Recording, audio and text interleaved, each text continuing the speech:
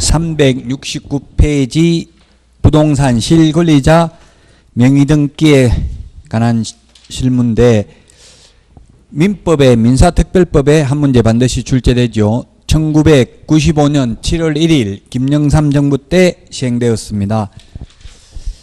명신탁약정의 의인데 이번에 보면 명신탁약정이라 하면 부동산에 관한 물건, 소유권 그 밖의 물건입니다. 부동산만 해당되고요. 동산은 해당 안 됩니다. 그리고 물건만 해당됩니다. 물건을 보유한 자 또는 사실상 취득하거나 취득하려고 하는 자가 타인과의 사이에서 대내적으로는 실권리자가 부동산에 관한 물건을 보유하거나 보유하기로 하고 그에 관한 가등기를 포함한 등기는 타인 명의로 하기로 하는 약정, 위임, 위탁매매 형식에 의하거나 추인에 의한 경우를 포함해서 명신탁이라고 합니다. 370페이지에 보면 동그라미 1, 2, 3번 요 세 개는 명신탁에 해당되지 않는다. 동그라미 1번 채무변제를 담보하기 위하여 채권자가 부동산에 관한 물건을 이전받는 것을 양도담보, 가등기하는 것을 가등기담보. 그 다음에 동그라미 2번 부동산의 위치와 면적을 특정하여 2인 이상이 구분 소유하기로 하는 약정을 하고 그 구분 소유자의 공유로 등기하는 경우 이걸 소위 상호 명의신탁. 그 다음에 3번 신탁법 또는 자본시장과 금융투자업에 관한 법률에 따른 신탁재산인 사실을 등기하는 경우에는 명신탁에 해당되지 않는다. 그러면 이거 말고 배우자 명신탁, 종중 명신탁, 종교단체 명신탁은 명신탁에 해당된다는 이야기입니다. 옛날 사법고시에 같이 박스 안에 이거 3개를 4개로 만들고요. 양도담보, 가등기담보 분리하고 종중명신탁, 배우자 명신탁 이렇게 박스 해놓고 다음 중 명신탁에 해당하는 것은 몇 개인가, 해당하지 않는 것은 몇 개인가 이런 식으로 시험에 출제된 적이 있습니다. 3번 실권리자 명의등기 의무입니다. 누구든지 남의 이름으로 등기하면 안 되고 진정한 소유자 명의로 등기를 해야 됩니다. 그리고 동그라미 2번 채무변제를 담보하기 위하여 채권자가 부동산에 관한 물건을 이전받는 경우에는 채무자, 채권금액 및 채무변제를 위한 담보라는 뜻이 기재된 서면을 등기신청서와 함께 등기관에게 제출해야 됩니다. 허위담보 목록 제출하면 5년 이하의 징역이나 2억 원 이하의 벌금입니다. 신탁자와 똑같습니다. 자, 명의신탁의 유형이 2자간 명의신탁, 3자간 명의신탁, 그 다음에 동그라미 3번 계약 명의신탁이 있는데, 자, 명의신탁의 유형 3가지 민법에서 하니까 간략하게 보고 넘어가겠습니다. 자, 첫 번째 2자간 명의신탁, 2자간 명의신탁. 2자간 명의신탁이 있는데 신탁자는 명의를 맡기는 사람이고요. 수탁자는 명의를 받는 사람입니다. 받을 숫자죠. 등기 명인이 수탁자입니다. 그래서 이 두 사람 간의 명의신탁 약정은 무효입니다. 명의신탁 약정은 무효이고 그로 인한 물건 변동 효력도 등기도 무효입니다. 등기도 무효이다. 그러나 이러한 무효를 가지고 선악을 불문하고 제3자에게는 대항할 수 없다. 제3자는 악의의 제3자라도 유효하게 소유권을 취득한다. 수탁자가 수탁부동산을 임의로 처분하면 형법상 횡령죄의 죄책이 성립한다. 2자간 명의신탁만 횡령죄가 성립합니다. 왜냐하면 누가 소유자이기 때문에 만약에 갑, 을, 병이 있다면 지금 을 명의로 등기가 되어 있어도 소유자는 갑이죠. 왜냐하면 등기가 무효니까 효력이 발생 안 했으니까 무효인 등기 말소를 하거나 진정명의 회복 등기를 신청해서 갑이 소유권을 등기를 넘겨받을 수 있습니다. 2자간은 시험에 잘 안 나옵니다. 간단하니까 3자간 명의신탁, 3자간 명의신탁이 있는데 3자간 명의신탁에서는 매도인이 있고 매도인이 있고 가령 매수인이 있습니다. 두 사람 간에 매매 계약을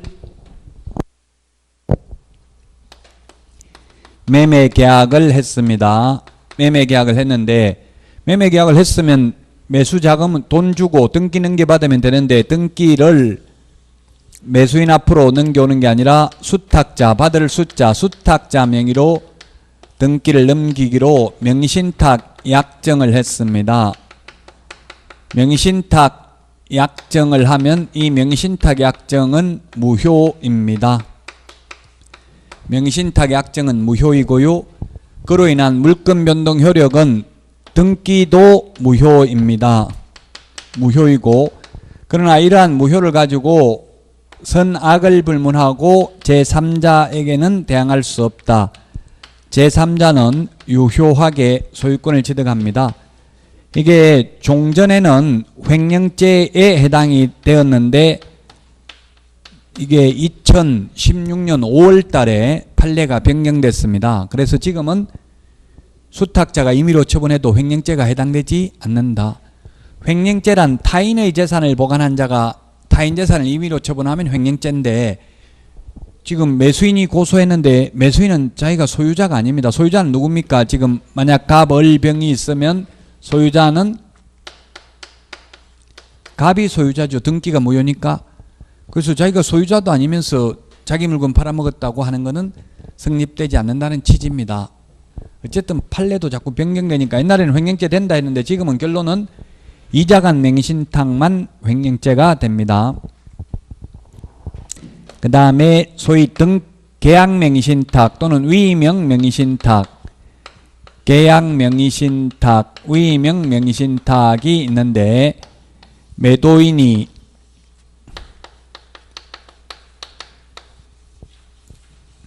매수인에게 팔았습니다. 근데 매수인은 자기 돈 주고 산 게 아니라 물주, 전주, 자금주, 스폰서가 따로 있었습니다. 그걸 우리 법에서는 신탁자라고 합니다. 두 사람 간의 명신탁 약정은 무효입니다. 무효이고 그로 인한 물권 변동 효력도 원래는 무효이어야 하는데 계약 일방 당사자가 이게 수탁자죠. 신탁자와의 관계에서는 수탁자가 되고 그 상대방이 명신탁 약정이 있다는 사실을 알지 못하는 경우, 즉 매도인이 선의인 경우에는 유효하다. 등기가 유효하고요. 그 다음에 제3자는 역시 선악을 불문하고 제3자는 유효하게 소유권을 취득하고, 당연히 이 경우 수탁자가 수탁부동산을 임의로 처분해도 역시 횡령죄의 죄책이 성립하지 않는다. 타인의 재산을 보관한 자에 해당되지 아니하므로.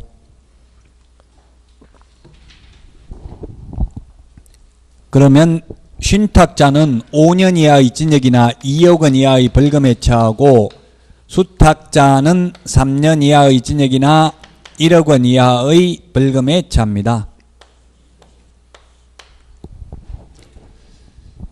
이 3자간 명의신탁에서 명의신탁 약정 해지에 의한 소유권 이전 등기는 청구할 수 없고요. 다만 합의에 의해서 등기를 넘겨주었다면 중간 생략 등기의 법리가 적용되어서 유효하게 소유권을 취득하고요. 만약에 등기를 안 넘겨주면 어떻게 해야 되냐면 갑이 무효인 등기 말소 청구를 하고, 안 하면 을이 갑을 대위해서 말소 청구를 해서 매매계약은 유효하므로 매매계약에 의해서 을 명의로 소유권 이전 등기를 격려하는 때에 소유권을 취득합니다. 역시 계약명신탁에도 명신탁 약정 해지에 의한 소유권 이전 등기는 불가능합니다. 해지 무효니까. 해지는 적법한 계약의 장래의 효력을 소멸시키는 게 해지죠. 그래서 계약이 무효니까 해지는 할 수 없고요. 다만 부당이득을 청구할 수 있는데 부당이득금은 얼마로 보아야 하는가?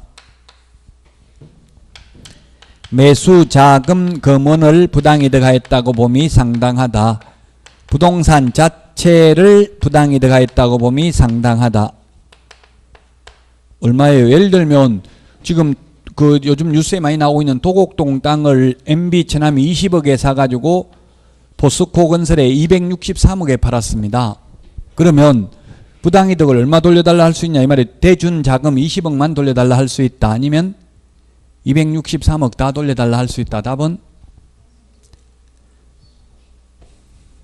부동산 실권리자 명의등기에 관한 법률 시행 이후면 매수자금 검언을 부당이득가 있다고 봄이 상당하고, 이 실명법이 제정되기 전에 이미 명의신탁의 약정이 이루어졌다면 부동산 자체를 부당이득가 있다고 봄이 상당하다는 게 판례입니다. 자, 전부 제3자는 다 유효하다고 했는데, 다만 제3자가 수탁자의 배임 행위에 적극 가담한 경우, 배임이라는 건 임무를 배반하는 거죠. 배임 행위에 적극 가담한 경우에는 민법 103조에 의해서 무효가 됩니다. 무효가 되었을 때 제3자가 지급한 매수자금 검언은 민법 746조 불법 원인급여에 해당이 된다. 그럼 이 불법 원인급여 만약에 무효가 되었을 때 제3자는 돌려받을 수 있다 없다? 돌려받을 수 있다라는 게 판례입니다. 만약 왜냐하면 물론 민법 746조 본문에는 불법 원인급여는 안 돌려줘도 된다라고 돼 있지만, 이것을 돌려주지 않는 것은 판례는 공평의 원칙에 위반된다. 즉 제3자는 현저하게 불이익을 받고 돈 다 떼이는 거고, 매수인은 현저한 이익을 받기 때문에 돌려받을 수 있다. 제3자가 지급한 매수자금 검언은. 자, 이 정도만 하고 넘어가겠습니다. 벌칙 부분은 그 명신탁자 5년 이하의 징역이나 2억 원 이하의 벌금이라고 했습니다. 그리고 거기 372페이지 맨 밑에 보면은 양가로 4번에 과징금 이행강제금인데, 이 5년 이하의 징역이나 2억 원 이하의 벌금에 해당되는 경우만 100분의 30 범위 내에서 과징금을 부과하고요. 과징금 부과받고 나서 1년 안에 실명 등기 안 하면 1차 이행강제금 10%, 또 1년 지나면 2차 이행강제금 20%를 부과하고 끝입니다. 이행강제금 딱 2번만 부과합니다. 374 법정지상권은 생략하겠습니다. 우리 그 민법에서 관서법상 인정되는 물건이 부동산에 대해서는 법정지상권하고 분묘기지권 두 개밖에 없습니다. 그래서 분묘기지권은 공인중개사법에 많이 출제되었고요. 법정지상권은 민법에 많이 출제되었습니다. 법정지상권이나 약정지상권이나 성립에 있어서만 차이가 있고, 성립하고 나면 효력은 똑같죠. 2년간 지료 연체하면 지상권 소멸 청구할 수 있는 것이나 최단기 존속기간이나 이런 것은 다 똑같습니다. 자, 장사 등에 관한 법률 보겠습니다. 377페이지. 이 장사 등에 관한 법률은 2001년 1월 13일 이후에 사망하신 분들에게만 적용되고, 그 전에 2001년 1월 12일까지 사망하신 분들은 분묘기지권이 인정됩니다. 매장 및 묘지 등에 관한 법률에 의해서. 자, 그러면 378페이지 위에서 한 6번째 줄에 동그라미 2번에 보니까 개인묘지는 사후 30일 이내 신고다. 동그라미 3번에 가족, 종중, 문중, 법인묘지는 미리 허가받아야 된다. 양가로 2번 분묘의 점유면적은 공설묘지 동그라미 1번 가족, 종중, 문중, 법인묘지 안의 분묘 일기 및 그 분묘의 상석, 비석 등 시설물 설치구역 면적은 10제곱미터, 합장은 15제곱미터를 초과해서는 아니 된다. 그 다음에 개인묘지는 30제곱미터를 초과해서는 아니 된다. 동그라미 2번. 그 밑에 378페이지 맨 밑에 보니까 개인묘지는 사후 30일 이내 신고해야 되고요. 그 다음에 가족묘지도 다 매장 신고는 사후 30일 이내고요. 그 다음에 설치 절차를 보면 개인묘지는 30일 이내에 사후에 신고하는데, 가족, 종중, 문중, 법인묘지는 미리 허가받아야 된다. 379페이지에 보면은 이 분묘 1기의 점유면적은 개인묘지는 30제곱미터, 가족, 종중, 문중, 법인묘지 안에 들어가는 분묘 1기 점유면적은 10제곱미터, 합장은 15제곱미터 이게 출제됐어요. 합장은 15제곱미터인데 합장은 20제곱미터 해서 X로 출제되었죠. 그러면 가족 묘지는 예를 들어서 가족 묘지는 100제곱미터고 이 가족 묘지 안에 들어가는 분묘 1기의 점유 면적은 10제곱미터니까 가족 묘지에는 10개의 분묘가 들어갈 수 있겠죠. 그래서 묘지가 더 넓은 개념입니다. 묘지는 분묘를 설치하는 구역을 말하고 분묘는 시신이나 유골을 안장하는 시설을 분묘라고 합니다. 379페이지 묘지 등의 설치 제한. 분묘기지권은 장소 제약이 없고요. 근데 분묘 장사 등에 관한 부분은 장소 제약이 있고 아까 면적 제한도 분묘기지권은 사성이 설치되어 있다 하여 사성까지 분묘기지권의 효력이 미친다 안 미친다 단정적으로 말할 수 없다고 했죠.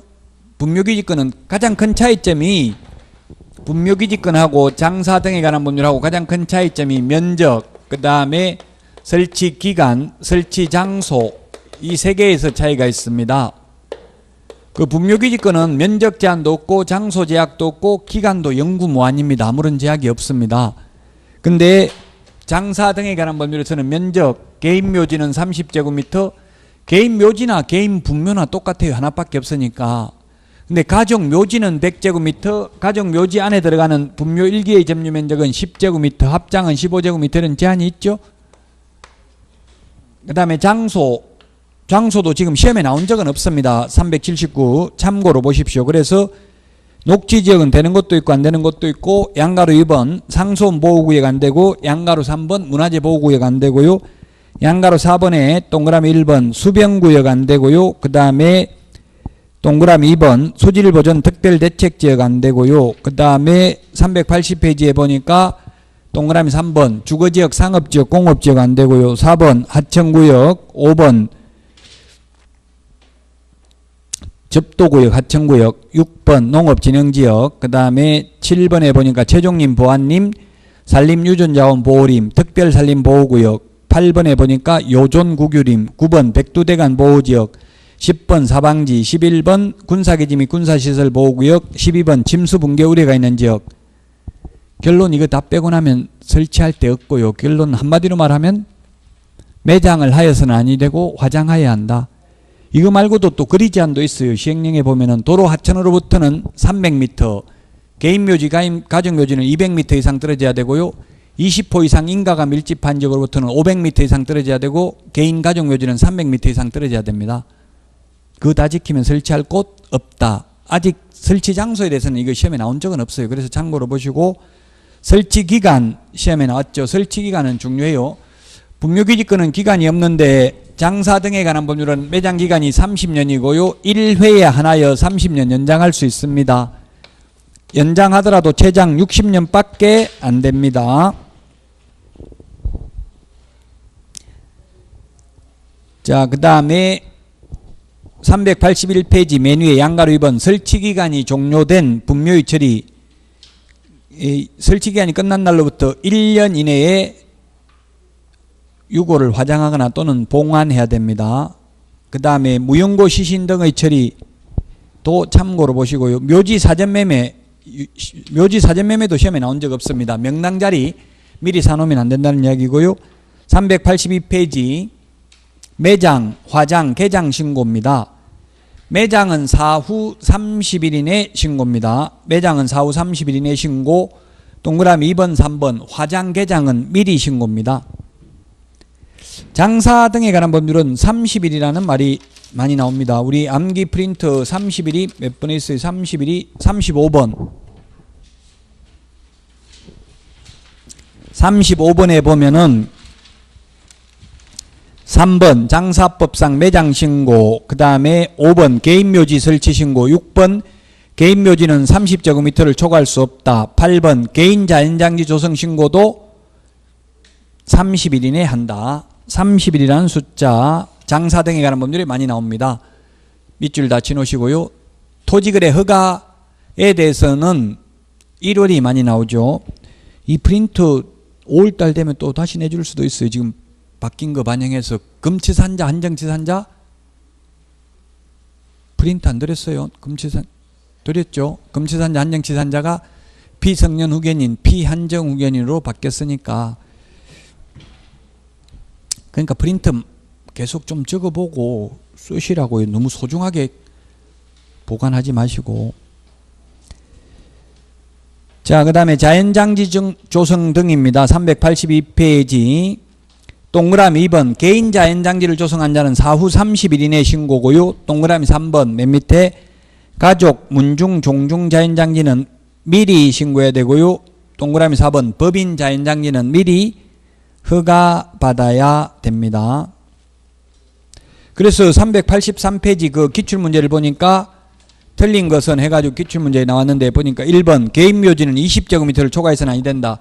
30제곱미터죠. 이런 숫자들이 나오기 때문에 제가 그 암기 프린트 35번에 숫자 30 동그라미 6번에 있습니다. 35번에 동그라미 6번에 있죠.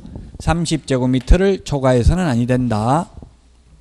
자, 다음은 경공매입니다. 383.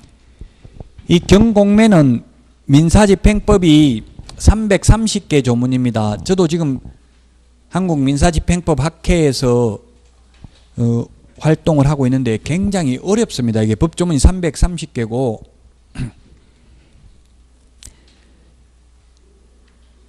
그래서 굉장히 어려운데 시험에는 한 문제밖에 안 나오니까 시간은 1시간도 배정할 수가 없어요. 24시간에 40문제를 강의해야 되잖아요. 그러면 이거 한 30분밖에 할애할 수가 없다고요. 그러다 보니까 이건 제대로 배울 수가 없어요. 경매는. 따라서 시험에 나온 거 위주로만 보고 여러분들이 인터넷 같은 거 검색해보고 궁금한 거 있으면 질문하시고 지적 호기심이 있으면 그렇게 해야 됩니다. 출제는 한 문제밖에 안 됩니다. 그리고 굉장히 방대합니다. 따라서 기출문제 위주로 볼 수밖에 없습니다. 384페이지 강제경매, 임의경매가 있는데요.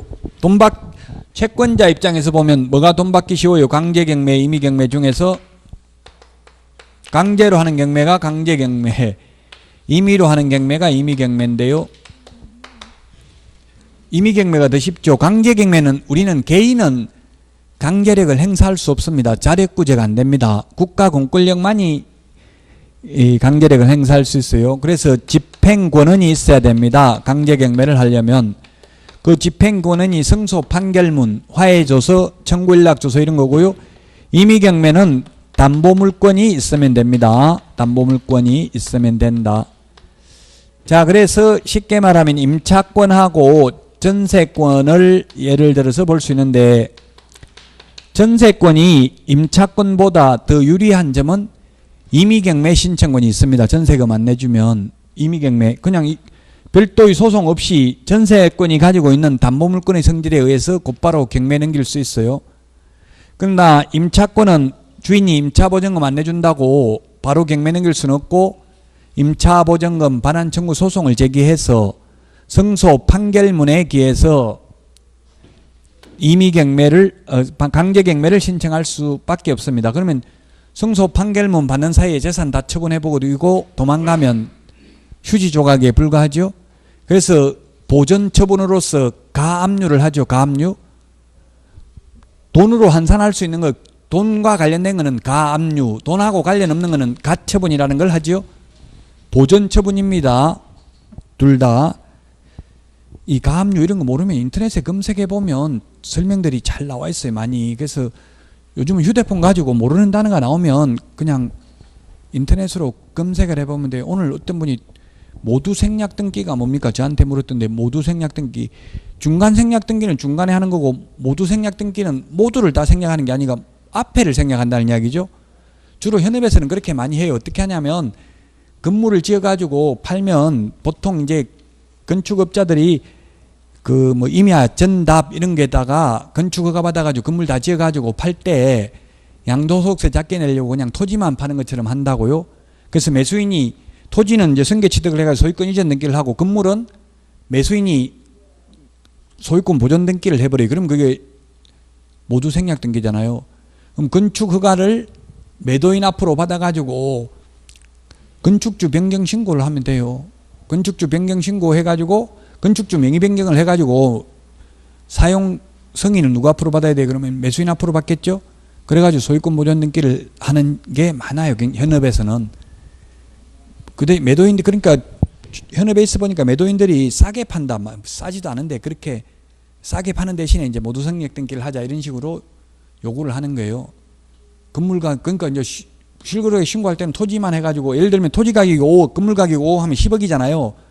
10억에 팔면 세금이 많이 나올 거 아니에요. 그러니까 그냥 5억에 파는 걸 한다고 토지만 건물은 예를 들면 이제 매수인이 자기가 그냥 지은 것처럼 소유권 보존 등기를 하면 그게 모두 생략 등기가 되는 거예요.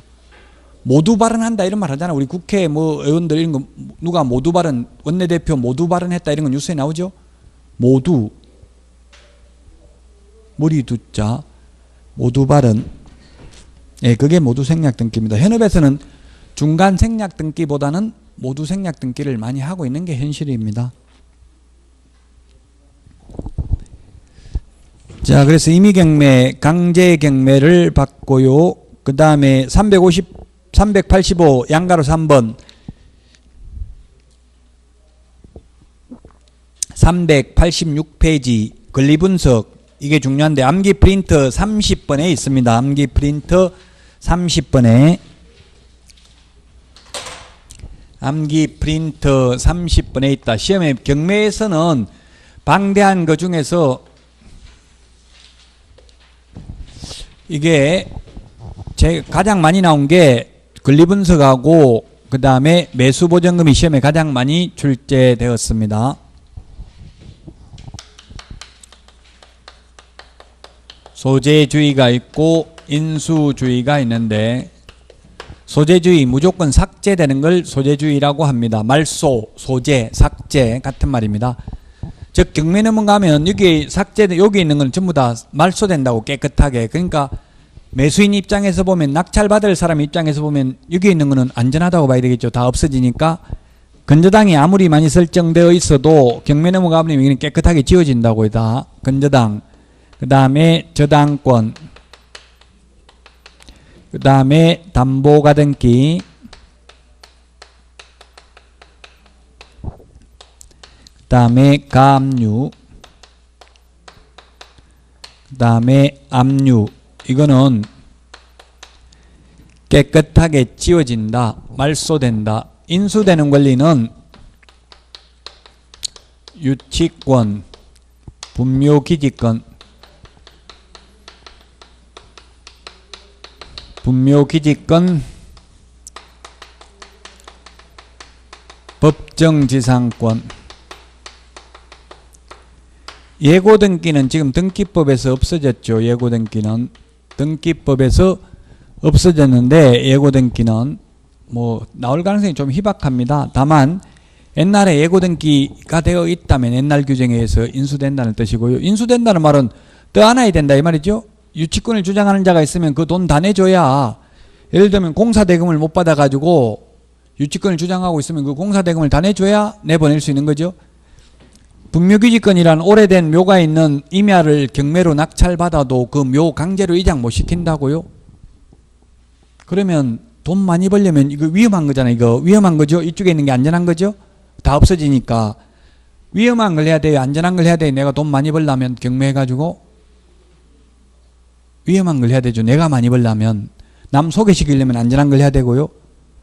그래서 돈 최고 많이 번 게 예고등기고요. 기네스북에 올라와 있는 게. 그 다음에 돈 많이 번 거 분묘기지권, 염소, 분묘기지권 이렇게 집어오면 나온다고 했죠. 염소 풀어가지고 이장을 안 해도 되는데 염소 풀어가지고 이장 시켜버리니까 몇백억 벌었다고 나와요. 보통 공동투자 해가지고 수익률 높여요. 그러니까 몇백억 되는 거 이런 거 개인이 몇백억 내기 힘들잖아요. 그 저도 경매 강의를 하는데 그럼 뭐 한 사람 1,000만 원, 5천만 원 이렇게 해가지고 중개사법 선생님들이 이렇게 많이 해요. 그래가지고 다른 선생님도 한 명 그 아파트를 통째로 한 동을 경매로 낙찰받았어요. 한 동을. 아마 뭐 짓다가 부도났는지 모르겠어요. 그 정확한 사정은 모르겠는데 아파트를 한 동 그냥 짓고 있는 걸 경매로 낙찰받았어. 50억. 매수보증을 50억 냈어요. 그럼 500억 한다는 이야기 아니에요. 이거 전부 다 건물 하나가 50억에 써넣는데 은행 나머지는 은행 대출 받아가지고 소유권 이전 등기 해가지고 이제 다시 팔면은 남는 거잖아요. 싸게 받았으니까 그 수익률이 엄청나게 남는데 은행 융자가 안 돼가지고 보증금 떼 있어요. 계약 잔금을 안 내버려가지고. 그래가지고 잘못하면 이제 사기꾼 소리 들을 가능성이 많죠. 굉장히 위험해. 그런 위험한 게 수익률이 높다고. 잘 되면 조그만한 거는, 금액이 작은 거는 안전하고 이런 거는 전부 다 높게 써내니까 수익률이 별로 안 난다고요. 금액이 크고 이러면 개인이 그만큼 투자하기 힘들잖아요. 그러니까 약간 위험하지만 그런 게 수익률은 많이 나요. 목숨 걸고 해야 돼. 그래서 돈 벌려면은. 어쨌든 이게 다 법정지상권도 마찬가지잖아요. 이게 예를 들면 토지와 건물이 동일 소유이였는데 저당권 설정 당시에 임의경매로 토지 소유자가 바뀌어도 을이 낙찰받아도 내 건물 위에 있는 건물 철거하라고 요구할 수 없는 거죠. 이거 법정지상권도 아마 법정지상권 경매 이렇게 치보면 나와 있을 거예요. 서울에서 법정지상권 이게 뭐 공유로 하여튼 뭐 어떻게 되는지 상속받았나 봐요, 자식이. 그런데 건물이 절반은 이게 법정지상권 인정이 안 되는 거였어요. 동일 소유해야 되잖아요. 저당권 설정 당시에. 반만 저당권을 설정했는지 어떻게 됐는지 모르겠는데 아마 인터넷 치보면 있을 거예요. 법정지상권 경매 치보면 나올 거예요. 건물을 반을 쪼개버렸어요. 그래가지고 이것도 200억 벌었다고 나와 있어요. 뭐 법정지상권 주장하고 토지 사가지고 나가라니까 안 나가고 팔아라고 하니까 건물 팔지도 않고 계속 버텼을 거 아니에요. 그러니까 협상력을 높이기 위해서 반 잘라버린 거예요. 그래 보니까 이게 식당 장사하고 있다 반이 잘려나가니까 이게 손님 아무도 안 올 거 아니에요. 이게 무서워서 누가 오겠어요. 이게 밥 먹다가 떨어질 수도 있는데. 그래가지고 협상력을 높여가지고 이거 다른데 비싸게 팔아가지고 이것도 한 뭐 150억인가 수익 났다고 나오더라고요. 뉴스에. 법정지상권 경매해가지고 같이 검색을 해보세요. 연관 검색어. 위험한 게 수익률이 높다. 그 대신에 위험한 거 잘못하면 망할 수도 있는 거죠. 이 위험을 제거할 능력이 된다면 위험한 걸 해야 된다고. 내가 돈 벌려면. 자, 그 다음에 무조건 말소되는 것 중에서 가장 앞서 있는 것을 말소 기준 권리라고 하고요. 말소 기준 권리라고 합니다.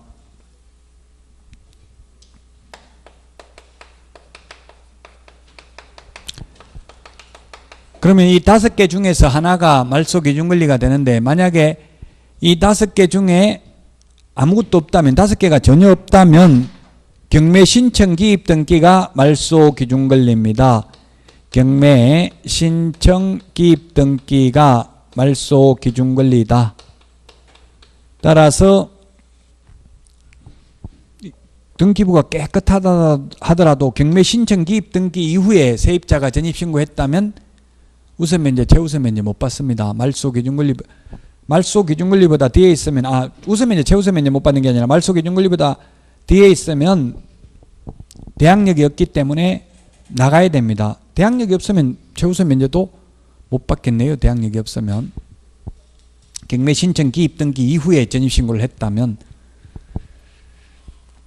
자, 그래서 만약에 이 말소 기준 권리보다 앞서 있는 전세권, 말소 기준 권리보다 앞서 있는 전세권, 임차권, 환매 등기, 즉 무조건 인수되는 권리, 무조건 말소되는 권리 뺀 나머지 권리, 지상권, 지역권, 전세권, 임차권, 환매 등기, 가처분 등기, 소유권 이전 청구권, 보전 가등기 이런 것은 말소 기준 권리보다 선순이면 인수되고, 말소 기준 권리보다 후순이면, 말소 기준 권리보다 뒤에 있는 이 임차권은 대항력이 없습니다. 경매 넘어가면 방 빼줘야 됩니다. 순위에 따른 배당은 받고 방 빼줘야 됩니다. 그래서 시험에 9회 때부터, 경매가 9회 때부터 출제됐어요. 9회 때 다음 중 위험성이 가장 높은 것은 이렇게 해가 시험에 나왔어요. 뭐라고 나왔냐면은 이 건저당보다 뒤에 뭐 가처분 등기가 있다, 가압류가 있다, 그 다음에 건조당이 많이 설정되어 있다, 그 다음에 뭐가 나오냐, 답이 뭐였냐면은 그때 강의하는 사람도 다 틀렸어요. 심지어 틀렸는지 맞았는지 그 당시는 9회 때까지는 정답을 발표 안 해서 저도 정답이 뭔지는 그 당시 저도 시험 봤는데 9회 때 몰라서 정답 발표를 안 했거든요. 10회부터 발표했어요. 99년도부터 김대중 정부 들어서고부터 발표했다고요. 옛날에는 뭐 이의신청 이런 거 인정 자체가 안 돼서, 지금 민주화되니까 지금 이의신청하고 막 인터넷 글 올리고 그러지, 옛날 같으면 아예 답을 발표 안 하는데 뭔 이의신청을 해요. 이의신청하면 아예 받아주지도 않았어요. 이의신청할 수가 없었어요. 문제 자체를 안 내줬으니까. 어쨌든 그 당시 답은 최선순위의 확정일자 없는 전입신고가 되어 있는 다수의 세입자가 있으면 위험해요, 안 위험해요? 전입신고만 되어 있다고요? 확정일자도 안 받고. 위험해요, 안 위험하냐고요? 위험하죠. 최선순위니까. 대항력은 갖추고 있으니까. 그럼 이 최선순위 임차권은 대항력이 있기 때문에 전액을 변제받을 때까지 우선 면제는 못 받는다 하더라도, 왜냐하면 확정일자 안 받으면 우선 면제는 못 받잖아요, 후순위보다.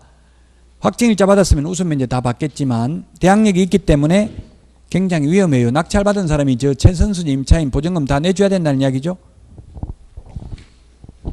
자, 그래서 이 386페이지 권리 분석이 중요합니다. 자, 그 다음에 388페이지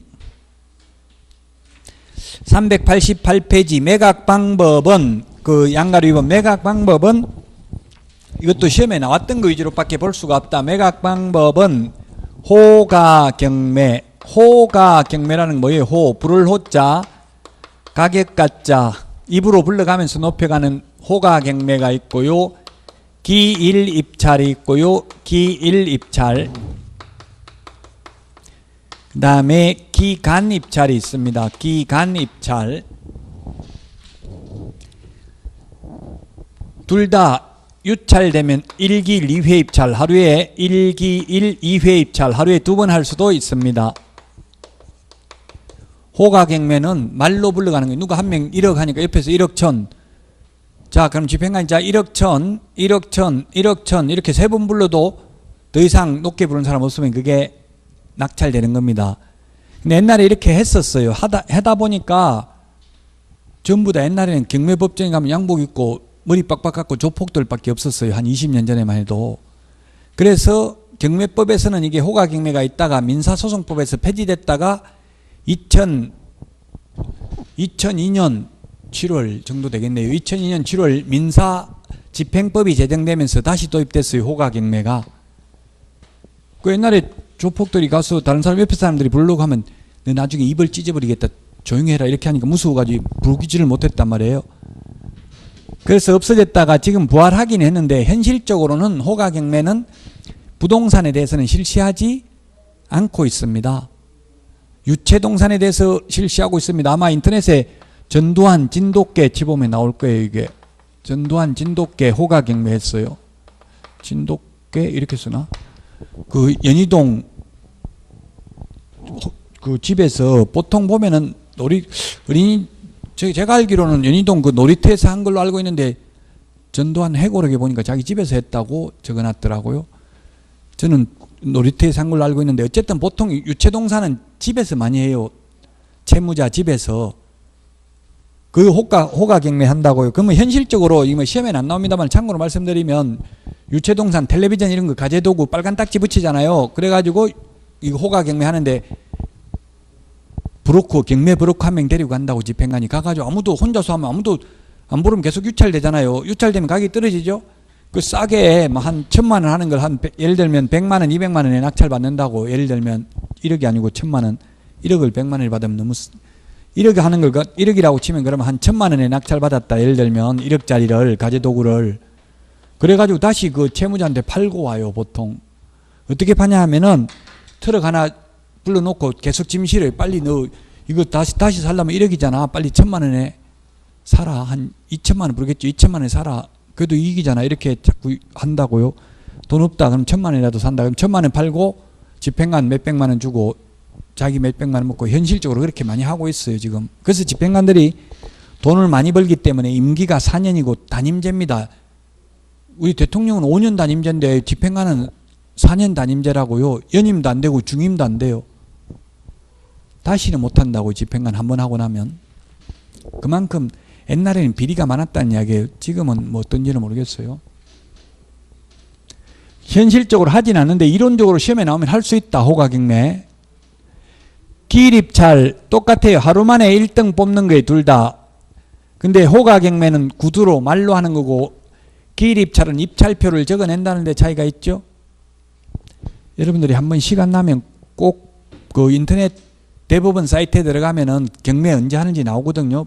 법원별로 전국 58개 법원에 경매 일정이 나오는데 한번 가서 직접 눈으로 보는 게 좋아요. 한 문제는 맞출 수 있어요.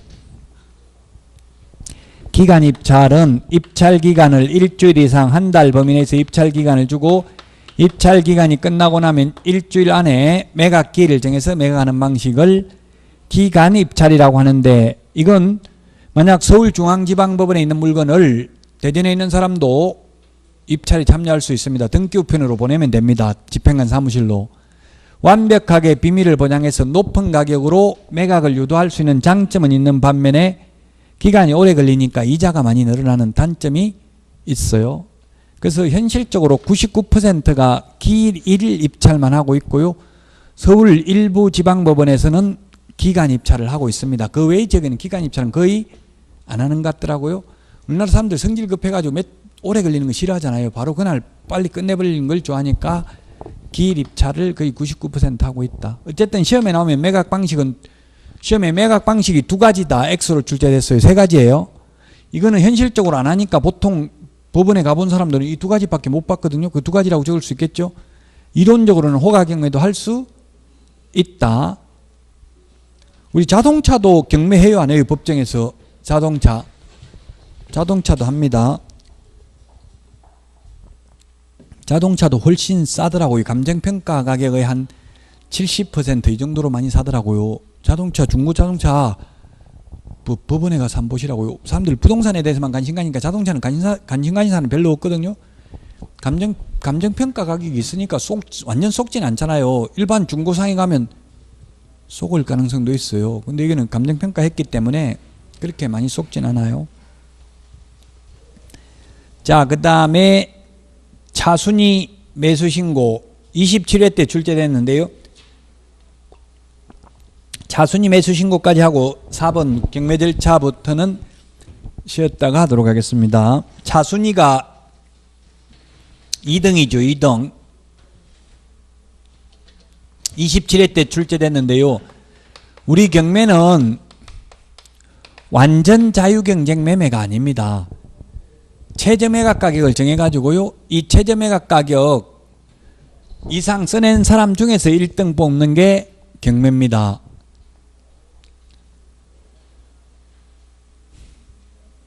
그래서 일본 놈들은 참 오히려 합리적이더라고요. 최저매각 가격의 80% 이상 써낸 사람 중에서 1등을 뽑아요. 지금 민사집행법 학회 회장이 지금 안철상 대전지방법원 원장이 회장했는데 이번에 대법관으로 갔죠. 지금은 법원 행정처장하고 있어요. 지금 대전지방법원 원장하던 안철상 판사가. 그분도 건국대 나왔잖아요. 그래가지고 이때까지 대법관들은 전부 서울대 출신 아니면 힘들었죠.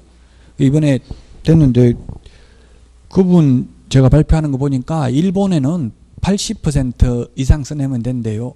민사집행법 학회에서 하는 거 보니까. 근데 우리는 최저매각 가격이 2억이면 2억 이상 써내야 된다고요. 그러니까 우리나라는 어떻게 되냐면은 무조건 한번 유찰될 때까지 기다려요.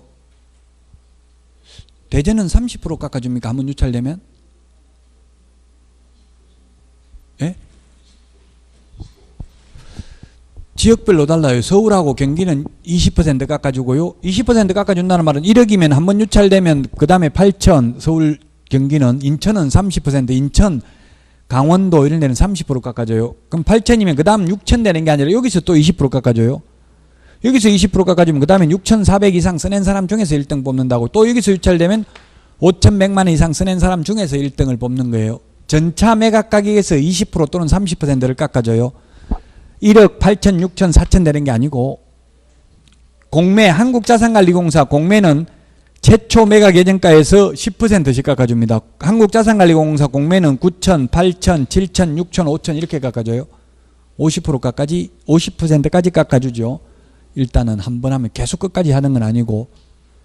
그렇게 해놓고 그래도 안 팔리면 다시 또 새로 감정 평가를 해가지고 또 새로 깎아주기는 합니다.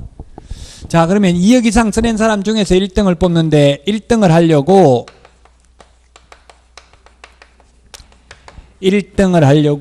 2억 5천만 원을 써냈습니다. 최저매각 가격은 2억인데 그러면 옛날 같으면 자기가 써낸 금액, 입찰가, 응찰가, 매수 신청 가격의 10%를 보증금으로 냈는데 지금은 최저 매각 가격의 10%만 보증금으로 냅니다. 그럼 나머지 잔금이 얼마 남았어요? 2억 3천. 그럼 차순위 2등. 차순위 매수신고 2등. 2등을 하려면 최고가 매수신고인, 즉 1등한 사람이 써낸 금액에서 그 보증금을 뺀 금액 이상 써낸 사람 중에서 2등을 뽑습니다. 그 시험 27회 시험 문제가 뭐였냐면 최저 매각 가격이 2억이다. 매수 신청 가격은 2억 5천이다. 그러면 차순위 매수 신고인은 얼마 이상 써내야 차순위 매수 신고인이 될 수 있는가? 그게 답이었다고. 답은 2억 3천만 원이라고요. 2등이 되려면. 왜냐하면 1등이 아까 제가 50억 대 있다고 했잖아요. 보증금 걸어놓은 거 잔금 안 내면. 이것도 잔금 안 내면 안 돌려줘요. 배당재단에 편입한다고 안 돌려주니까 2등한테 2억 3천에 팔아도 이거 두 개 합하면 결국 1등에게 2억 5천에 판 거나 마찬가지죠. 그래서 결론은 차순위 매수신고인은 최고가 매수신고인 신고한 금액에서 그 보증금을 뺀 금액 이상을 써낸 때에만 차순위 매수신고를 할 수 있다. 자, 여기까지 하고 양가로 4번 경매 절차부터는 쉬었다가 하도록 하겠습니다.